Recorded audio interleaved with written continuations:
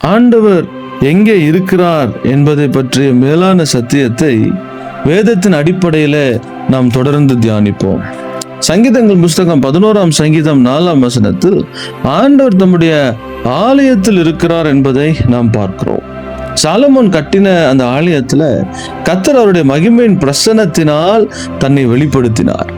அந்நேரத்துல Solomon தேவனை நோக்கி அநேக ஜபங்களை ஏறெடுக்கிறார். அதுல மேலான ஒரு காரியம், ஆண்டவரே, நாங்கள் உபத்திரவப்படும் பொழுது இந்த ஆலயத்துல வந்து உம்மை நோக்கி கூப்பிடும் பொழுது நீர் கேட்டு உம்முடைய கண்கள் நோக்குகிறதாயும் உம்முடைய செவிகள் திறந்திருக்கிறதாயும் இருக்க வேண்டும் என்று தன்னுடைய ஜபத்தை ஏறெடுக்கிறார்.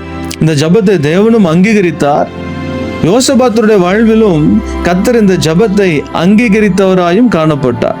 2 நாளாகமத்தின் புஸ்தகம் 20ஆம் அதிகாரம் 9ஆம் வசனத்துல யோசபாத்தும் இதே ஜபத்தை தேவனுக்கு நேராக ஏறெடுக்கும் பொழுது தேவன் அந்த ஜபத்தை கேட்டார். யோசபாத்துக்காக யுத்தம் பண்ணினார். யோசபாத்தை எல்லா விதத்திலும் கர்த்தர் வெற்றி சிறக்க பண்ணினார். நம்முடைய வாழ்வில மேலான ஆலயம் எது? அப்போஸ்தலனாகிய பவுல் 1 கொரிந்தியர் 3ஆம் அதிகாரம் 16-17 குறிப்பிடுகிறார், நீங்களே அந்த ஆலயம், நாம் ஆண்டவர் வாசம் பண்ணுகிற மேலான ஆலயமா இருக்கிறோம். கர்த்தர் நமக்குள்ளாக இருக்கும் பொழுது நம்மளுடைய ஒவ்வொரு ஜபத்திற்கும், அதாவது இருதயத்திலிருந்து நாம் ஏறெடுக்கிற ஒவ்வொரு ஜபத்திற்கும் அவர் நமக்குள்ளாகவே வீற்றிருக்கிறதுனால அந்த ஜபத்திற்கு அவர் பதில் கொடுக்கிற ஒரு தேவனா இருக்கிறார். கர்த்தருடைய ஆலயம் எப்படிப்பட்டது? பரிசுத்தம் உள்ளது. கர்த்தருடைய ஆலயம் எப்படிப்பட்டது?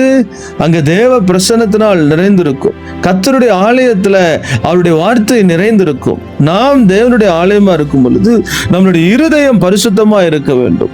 நம்மளுடைய சிந்தனை, நம்மளுடைய இருதயம் முழுவதும் தேவ வார்த்தையினால் நிறைந்திருக்கும் பொழுது நம்மளுடைய ஜபத்திற்கு நமக்குள்ளே இருந்து நம்மளுடைய ஜபத்தை உற்று கவனிக்கிற தேவனாகிய கர்த்தர் நிச்சயம் நமக்கு பதில் தந்து நம்மை ஆசீர்வாதமாய் மாற்றுவார்.